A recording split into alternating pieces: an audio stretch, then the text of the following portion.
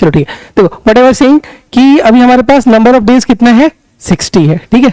ये 60 डेज में प्रीलिम्स तो आराम से निकल सकता है, बहुत आराम से निकल सकता है, बट आपको दो बातें समझनी पड़ेंगी। सबसे पहली बात आपको ये समझना पड़ेगा कि आपकी स्ट्रैटेजी हैफाजार्ड नहीं होनी चाहिए, एकदम स्ट्रीमलाइन प्रिपरेशन होनी चाहिए, ठीक है। दूसरा, इस स्ट्रैटेजी को आप बेहतर कैसे करोगे, सब्जेक्ट की प्रायोरिटी डिसाइड करके। प्रिपरेशन में बहुत से डायमेंशंस होते हैं, रिविजन होता है, टेस्ट सीरीज होता है, पढ़ना होता है, प्रैक्टिस होता है, ठीक है। तो ये चार जो पिलर है, ये चार जो डायमेंशन है, आप इसको प्रायोरिटी पे कैसे रखते हो, ये सबसे इंपॉर्टेंट फैक्टर डिटरमाइन करेगा बहुत सी चीजों को लेके, ठीक है। तो अगले जो 60-70 दिन है बेटा, इसमें आपको सबसे पहला काम क्या करना होगा कि आप पहले सब्जेक्ट्स के बाइफरकेशन कीजिए। जितने भी सब्जेक्ट हैं उनको आप पहले ये डिसाइड कीजिए कोर सब्जेक्ट कौन कौन से हैं। जब तक आप सर्टेन सब्जेक्ट को प्रायोरिटी में नहीं लाओगे, फोकस में नहीं लाओगे, तब तक प्रिपरेशन नहीं होगा। मैं लिख दे रहा हूं कोर सब्जेक्ट कौन कौन से हैं। पॉलिटी कोर सब्जेक्ट है, असम वाला पोर्शन कोर सब्जेक्ट है, हिस्ट्री वाला पोर्शन कोर सब्जेक्ट है, मतलब इस पे आपको फोकस ज्यादा देना है।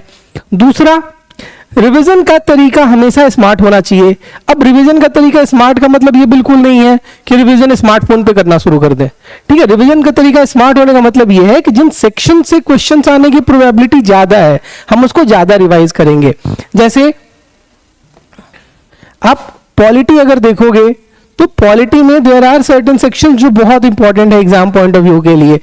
जैसे बेसिक कॉन्सेप्ट की बातें हो गई, प्रियम्बल हो गया हमारा, फंडामेंटल राइट से लेके जो फंडामेंटल ड्यूटी तक है सब कुछ इंपॉर्टेंट है। फिर पार्लियामेंट्री फॉर्म ऑफ गवर्नमेंट बहुत इंपॉर्टेंट है, जुडिशरी इंपॉर्टेंट है, एग्जीक्यूटिव के अपॉइंटमेंट और रिमूवल बहुत इंपॉर्टेंट हो जाते हैं। अगर आप हिस्ट्री की बात करोगे तो जो क्रोनोलॉजी है वो बहुत इंपॉर्टेंट है। जो इंटरनेशनल मूवमेंट में पीरियड है 1885 से लेके 1947 वाला, ये इंपॉर्टेंट हो जाता है।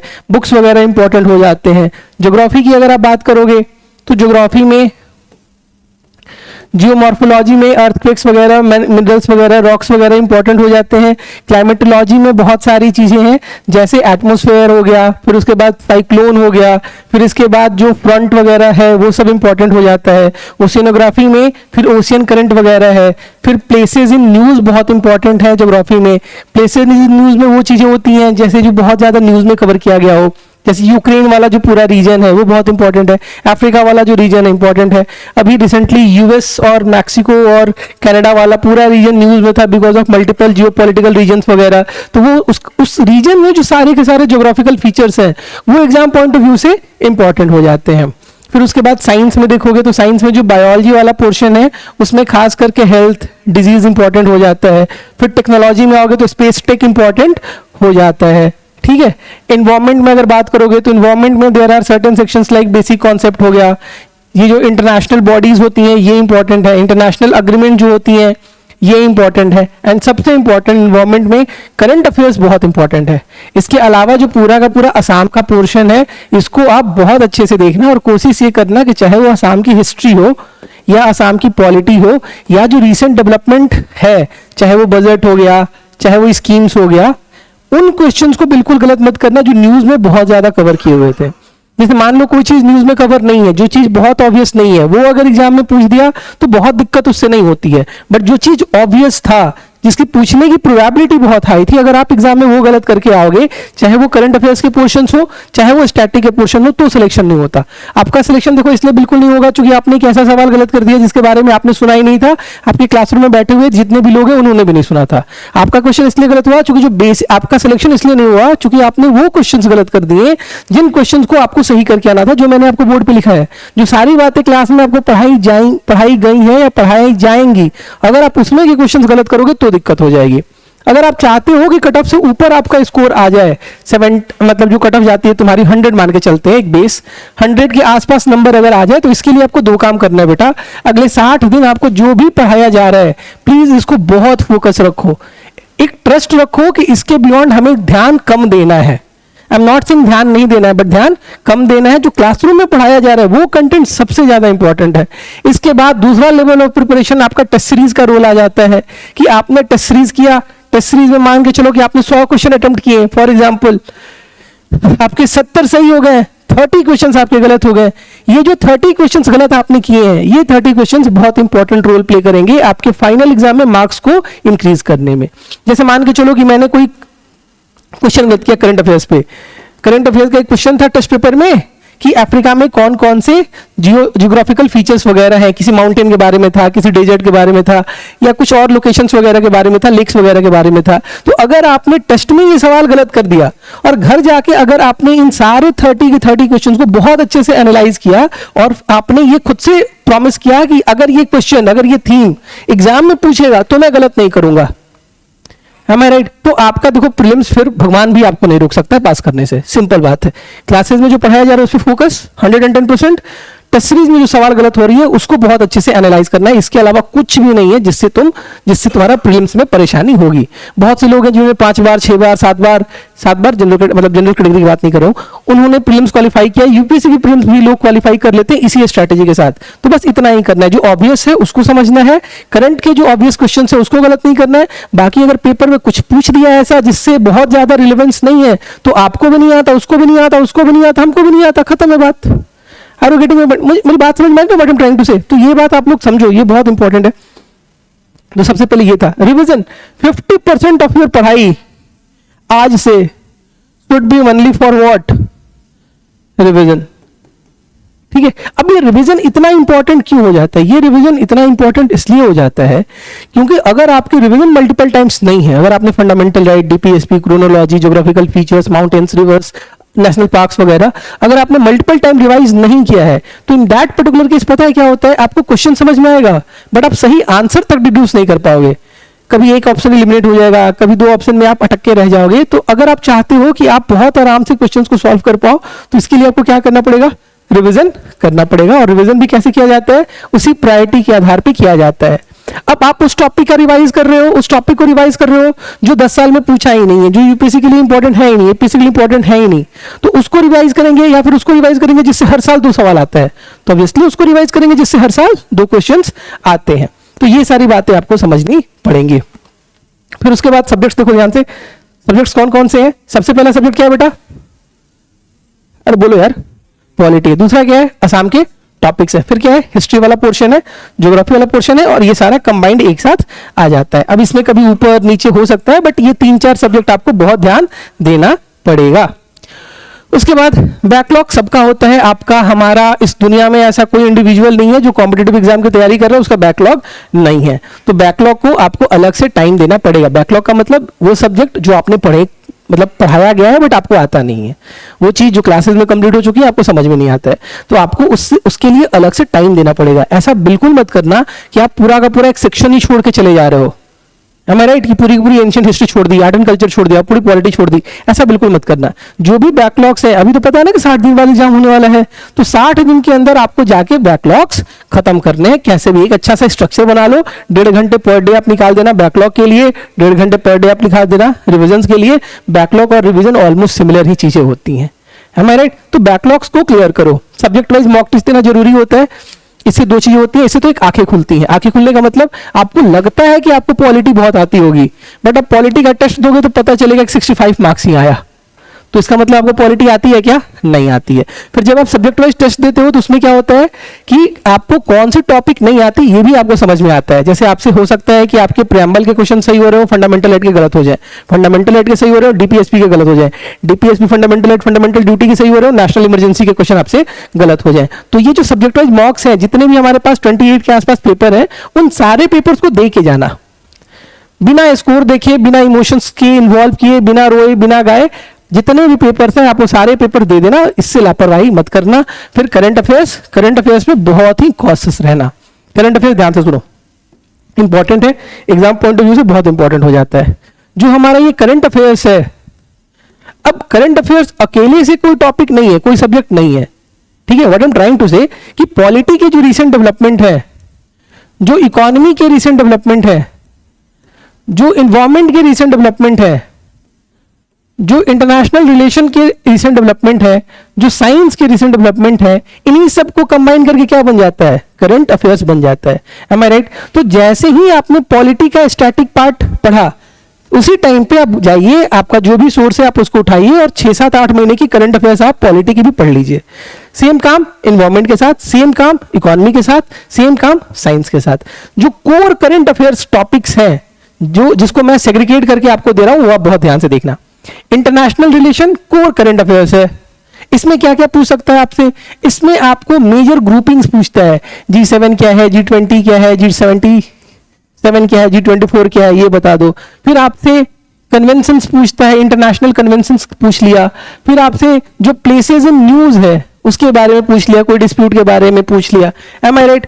फिर आपसे मेजर जो इंटरनेशनल अग्रीमेंट्स वगैरह रिसेंटली हुए हैं, कोई इंटरनेशनल नई बॉडी बनी है, किसी बॉडी के 50 साल हुए हैं, किसी बॉडी के 100 साल हुए हैं, किसी बॉडी पे इंडिया को अगर प्रेसिडेंटशिप मिली होगी, वो सारी जो बॉडीज होती हैं वो एग्जाम के लिए हो जाती हैं इंपॉर्टेंट।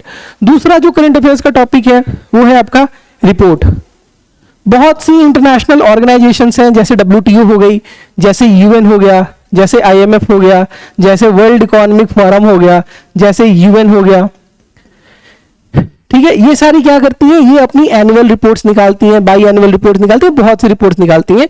तो ये रिपोर्ट्स आपको पढ़ना पड़ेगा। WTO की रिपोर्ट, ये वर्ल्ड इकोनॉमिक फोरम की रिपोर्ट, IMF की रिपोर्ट, ये आपको पढ़नी पड़ेगी। अब इस रिपोर्ट में क्या क्या देखना है? इस रिपोर्ट में सबसे पहले आपको ये देखना है कि इंडिया की रैंक कौन सी है। दूसरा आपको ये देखना है कि इसका पीरियड क्या है, साइकिल क्या है इस रिपोर्ट का, साल में 2 बार आती है या 2 साल में 1 बार आती है या साल में 3 बार आती है, ये आपको पीरियड देखना है। एंड एक जो मेजर डायमेंशन है वो है थीम ऑफ द रिपोर्ट। कई रिपोर्ट के थीम होते हैं, वो सब आपको देखना है। अब रिपोर्ट्स में आप जब भी तुक्का मारोगे तो गलत हो जाएगा। Are you getting my point ना? रिपोर्ट्स वाले क्वेश्चन जो है, प्लेसेस इन न्यूज वाले जो क्वेश्चंस हैं, ये एकदम फैक्चुअल क्वेश्चन है। आप इसको गलत करोगे, इसका मतलब गलत हो जाएगा, इसका मतलब आपको आता नहीं है। तो इन क्वेश्चन पे तुक्का मारा ही नहीं जा सकता है, आप इसको इलिमिनेट नहीं कर सकते बहुत आसानी से। तो ये सारे जो टॉपिक्स लिखे गए हैं IR वाले और रिपोर्ट्स वाले, ये आपको देखना पड़ेगा। उसके बाद करंट अफेयर्स में डिफेंस वाला जो सेगमेंट आता है, जिसमें जो रिसेंट डिफेंस की एक्सरसाइजेस पूछता है, या फिर आपने इक्विपमेंट पूछ लिया राफेल कहाँ का है, या ब्रह्मोस के बारे में पूछ लिया। 2 ही डायमेंशन डिफेंस में आपको पढ़ना है, पहला एक्सरसाइज और दूसरा इक्विपमेंट के बारे में। फिर उसके बाद ज्योग्राफी में अगर आप देखोगे तो ज्योग्राफी में जो करंट अफेयर्स पूछता है वो मेनली वही रीजन्स पूछेगा जो जियोपॉलिटिकल इश्यूज के चलते न्यूज में है। जियोपॉलिटिकल इश्यूज का मतलब क्या हो गया? कहीं पे US और चाइना कॉन्फ्लिक्ट पे है, कहीं पे US मतलब रशिया और यूक्रेन कॉन्फ्लिक्ट पे है, कहीं पे इजराइल और फिलिस्तीन कॉन्फ्लिक्ट में है। वो जो कॉन्फ्लिक्ट वाला रीजन है वो आपके एग्जाम पॉइंट ऑफ व्यू से बहुत इंपॉर्टेंट हो जाता है। और लास्ट हेल्थ एंड डिजीज वाला जो टॉपिक था, उसमें जो डिजीजेज हैं वो बहुत इंपॉर्टेंट हो जाती है from the current affairs point of view. तो करंट अफेयर्स में रैदर देन आप सब कुछ पढ़ लो, 10,000 पेज के नोट्स पढ़ लो, 20,000 पेज के नोट्स पढ़ लो, हमारे भी पढ़ लो, उनके भी पढ़ लो, इधर के पढ़ लो, उधर के पढ़ लो, ये करने का कोई लॉजिक नहीं है। आप एकमात्र सोर्स रखिए करंट अफेयर्स का, उसी को बार बार बार बार रिवाइज कीजिए। आपका करंट अफेयर्स का नोट्स किसी भी हाल में 500 पेज से ज्यादा का नहीं होना चाहिए। अगर आप 5,000 पेज पढ़ोगे ना, हार्डली एक क्वेश्चन ज्यादा सही कर पाओगे, उसकी भी प्रोबेबिलिटी बहुत कम है। कम पढ़ो, रिवीजन बहुत ज्यादा करो और चीजों को गलत नहीं होने दो, खास करके उन चीजों को जो आपने पढ़ा है। तो ये सारी बातें आपको आराम से समझनी होंगी आने वाले 60 दिनों में। सीसैट को इग्नोर नहीं कर सकते, बट एक बात और समझना, सीसैट को बहुत ज्यादा वेटेज भी नहीं देना है। मतलब आपको समझना है कि इस पेपर में केवल आपको पास करना है, ठीक है। इससे बहुत ज्यादा डरने की जरूरत नहीं है, केवल आपको क्या करना है, इसको क्रॉस करना है। तो क्रॉस करना है तो ठीक है, फिर उतना ही अपन देखेंगे। फिर ये सारी बातें, फुल लेंथ टेस्ट आपको कम से कम 5-6 दे के जाना चाहिए, मतलब 5 से 10 आपको फुल लेंथ टेस्ट देना चाहिए। रिवीजन के नोट्स बना लेना, हर सब्जेक्ट में 10-10 पेज बना लेना। जैसे एक बार पूरा फंडामेंटल ड्यूटी लिख लिया, DPSP लिख लिया, इमरजेंसी लिख लिया, कॉन्स्टिट्यूशनल बॉडी लिख लिया, सबके इलेक्शंस लिख लिए, जो कंफ्यूजन वाले पार्ट है उसको लिख लिया, मॉडर्न हिस्ट्री में बुक्स लिख लिया, जो इंपॉर्टेंट प्रोमिनेंट नेशनलिस्ट हैं उनके बुक्स लिख लिया, असम के जो इंपॉर्टेंट पर्सनालिटीज हैं उनके बारे में 2-3 पेज का नोट्स बना लिया। तो आपको रिवीजन के नोट्स बना लेने चाहिए। फ्लैश कार्ड वगैरह यूज कर सकते हो, स्क्रीनशॉट्स वगैरह भी देखो यूज कर सकते हो। जैसे मान लो गूगल में तुमने कोई सर्च किया, उसका जो इंफॉर्मेशन है उसको स्क्रीनशॉट लो, व्हाट्सएप में सेव कर लो। व्हाट्सएप में सेव होता है ना, वो यू वाला मैसेज आता है ना, तो वहीं पे सारे सेव कर लो, ग्रुप बना के सेव कर लो, ठीक है। वहां पे भी इंफॉर्मेशन का एक्सचेंज किया जा सकता है। तो सबसे पहले क्या करना है कि आपको जो नंबर ऑफ डेज है उसको डिवाइड करना है, ठीक है, कि अगले 15 दिन एकदम कंसोलिडेट करना है, फिर अगले 15 दिन बहुत अच्छे से रिवीजन करना है, टेस्ट देना है, फिर अगले 15 दिन मुझे बहुत अच्छे से रिवीजन भी करना है, टेस्ट में जो गलतियां हुई हैं उसको रिपीट नहीं होने देना है। अगले 15 दिन कोई भी पार्ट इग्नोर नहीं करना है। सिंपल स्ट्रैटेजी रखो, 15-15 दिन 10-10 दिन में अपने अपने पूरे के पूरे प्रिपरेशन को डिवाइड करोगे, देखो सिलेक्शन हो जाएगा। एंड लास्ट मोमेंट पे 2-3 चीजों से बचना, बहुत ज्यादा गाइडेंस से बचना, ठीक है। अभी जनरली क्या होगा, तुम्हारा दोस्त भी तुमको सजेस्ट करेगा, मैं भी तुमको सजेस्ट करूंगा, और भी जो लोग हैं वो भी आपको सजेस्ट करेंगे, तो उन सजेशंस को आप अपने तक मत आने देना। बहुत ज्यादा इंपैक्ट उन सजेशंस का नहीं होना चाहिए। जो प्लान आपने एक बार डिसाइड कर लिया है उसी प्लान के साथ आप स्टिक कीजिए। जिस सोर्स को आपने एक बार फाइनलाइज कर लिया है उसी सोर्स पे आप बार बार स्टिक कीजिए। प्रीवियस ईयर क्वेश्चन से बार बार वैलिडेट कीजिए कि आपसे क्वेश्चन सॉल्व हो रहे हैं या फिर नहीं हो पा रहे हैं। Am I right? तो लास्ट मिनट में बिल्कुल भी रिसोर्स स्विच मत करना। अभी तुम्हारे पास टाइम है, अभी डिसाइड कर लो कौन सा कहां से पढ़ोगे, उसके बाद इसमें 3-5 बिल्कुल भी मत करना। पीवाईक्यूज वगैरह सॉल्व करना, एनालिसिस जरूर करना। अगर आप टेस्ट सीरीज दे रहे हो और एनालिसिस नहीं कर रहे हो तो इससे बेहतर है कि आप टेस्ट दो ही नहीं, लिटरली मत दो, फिर कोई फायदा नहीं है। गोला करने का प्रैक्टिस करके थोड़े आए हो यार, are you getting my point ना। तो आपको टेस्ट में एनालिसिस पूरा अच्छे से करना पड़ेगा। टेस्ट के मार्क्स को बहुत दिल से मत लेना, छोटी बातें हैं, ज्यादा दिमाग लगाने की जरूरत नहीं है, ठीक है। लास्ट बात, स्ट्रेस वाली बात, ओवर हाइप्ड बात है। सिंपल बात याद रखनी है कि हमारे पास एक एग्जाम होने वाला है जिसका एक सिलेबस है, ठीक है। सिलेबस के सारे मटेरियल आपके पास है, आपको पढ़ना है और एग्जाम देना है। इसमें स्ट्रेस का कोई रोल है क्या? है क्या? नहीं है। बट अगर अगले 15-20 दिन तुमने किल किया, अगर तुम 15-20 दिन अगले बर्बाद कर गए तो फिर स्ट्रेस ऑब्वियस सी बात है। तो एज ऑफ नाउ स्ट्रेस वगैरह का कोई खास रोल नहीं है, आने भी मत देना। सिंपल बात याद रखना, सिलेबस, रिवीजन, एग्जाम, सिलेक्शन, इसके बीच में स्ट्रेस है ही कहां, तो लेना ही नहीं, ठीक है। बहुत लोग आएंगे, बहुत लोग आपको बहुत सारी चीजें बताएंगे। कोई आएगा आपको पूरा का पूरा टाइम टेबल दे देगा कि 4:45 AM में उठ के 5:55 PM तक आपको रिवाइज करना है, छोड़ दो। इतना मतलब कोई चीज ऐसी करनी चाहिए जो प्रैक्टिकल हो। ऐसा नहीं उठा लो जो रोबोटिक हो जाए पूरा का पूरा। अलार्म थोड़े, मोबाइल थोड़े कि 4:45 में बज ही जाएगा, आधे घंटे लेट भी उठ गए तो उठ गए यार, ठीक है। तो number of days, number of hours से कहीं ज्यादा इंपॉर्टेंट ये है कि आप अपनी टाइम को मतलब क्वांटिटी में ना देके किसमें देखो, क्वालिटी में देखो। टॉपिक्स पकड़ो कि मुझे इतने टॉपिक्स पढ़ जाने हैं आज, मुझे ये टॉपिक्स रिवाइज कर जाने हैं आज, मुझे इतने टॉपिक्स एमसीक्यू सॉल्व कर लेने हैं आज, मुझे ये जो पहला टेस्ट देना है उसको देके एनालिसिस कर लेना है आज। तो घंटों में बिल्कुल बात मत करो, हमेशा बात किसमें करनी चाहिए, कितना आप कवर करोगे, कितना आप रिवाइज करोगे, कितना आप गलतियों को सुधारोगे, बस इतना ही बात करना। बात समझ में आया? सीसेट वगैरह इग्नोर मत करना, मैं बार बार बोल रहा हूँ बिकॉज ऑफ सम ऑब्वियस चीजें। बाकी ठीक है, जो सबसे इंपॉर्टेंट चीज है बेटा आज के टाइम में, और जो सबसे ज्यादा लैक भी लोग करते हैं, वो क्या है? क्या है? कंसिस्टेंसी। तो अगले 60 दिन अगर आप कंसिस्टेंट हो तो दुनिया की कोई भी ताकत, छोटा सा प्रीलिम्स है, छोटा सा मेंस है, छोटा सा एग्जाम है, मैं मतलब देखो तुम लोग जिस कैलिबर के हो, मैंने तुम मतलब I know you from a long long time, तो मैंने बहुत से लोगों के ऐसा एग्जाम निकलते हुए देखा है जिनका एग्जाम नहीं निकलना चाहिए। रीजन पता है क्या था? दे वेयर कंसिस्टेंट, ठीक है। तो आप पढ़ो, बहुत मेहनत करो, सिंपल रखो, कहीं भी डाउट हो get back to us, we are always always always available, तो हो जाएगा सिलेक्शन। M I right? डरना नहीं है, टेंशन में नहीं आना, लास्ट में स्ट्रैटेजी नहीं बदलनी, लास्ट में तरीका नहीं बदलना, बस पढ़ते रहना है, रिवीजन करते रहना है। रिवीजन करते रहना है is most most most important. Am I right? बात समझ में है ना? करंट अफेयर्स में जो मैंने बहुत सारी चीजें बताई उसको ध्यान देना, प्रायोरिटी करना सीखो चीजों का।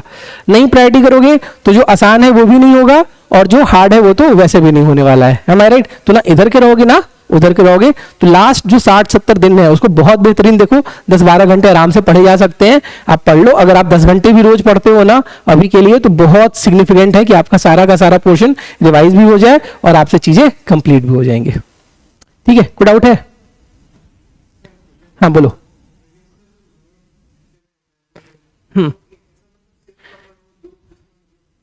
देखो अगर आप 30-35 क्वेश्चन करके आ रहे हो तो 30-35 क्वेश्चंस में क्या आपको लगता है कि आप एग्जाम क्लियर कर लोगे?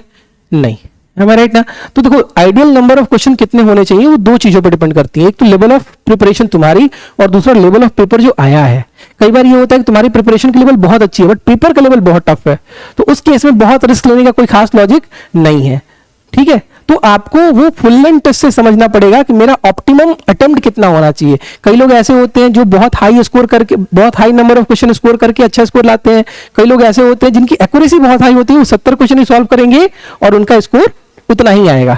Am I right? तो try to identify your own strategy कि कौन सा ज्यादा ऑब्वियस है।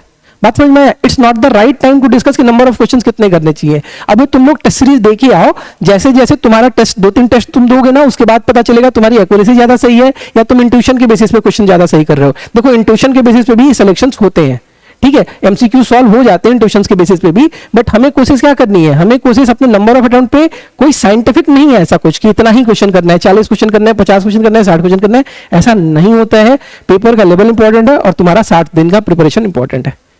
M I right? और कुछ है नहीं? ठीक है, तो करंट अफेयर्स पढ़ना है, सीसेट पढ़ना है, रिवीजन करना है, टेस्ट देना है, क्लास करना है, 5 पॉइंट। एम आई राइट ना? चलो ठीक है, थैंक यू, फिर जा सकते हो।